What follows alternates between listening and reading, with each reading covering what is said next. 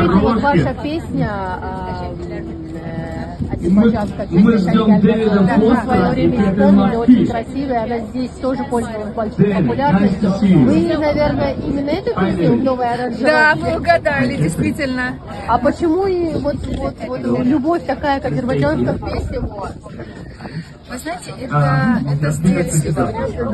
Я жила в Узбекистане, в Ташкенте, и там эту музыку очень сильно тоже любят и постоянно исполняют. И я просто настолько пропиталась ей, и потом вдруг меня озарило, я решила написать текст. Кстати говоря, я просто написала текст, я даже не планировала. Я просто понимала, что она звучит во мне, это музыка. Да, спасибо.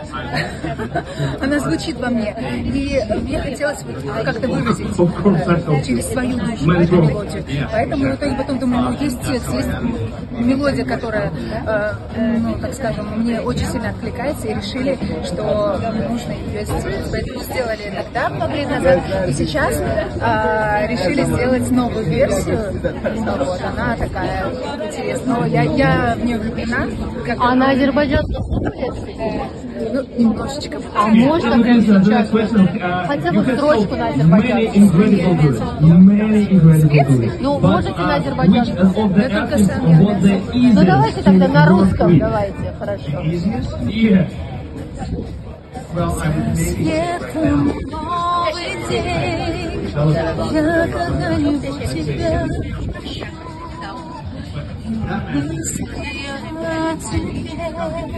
И вот он нашел поддержку в лице теперь Дэвида Фостера, чтобы не быть самой соответственно дороже.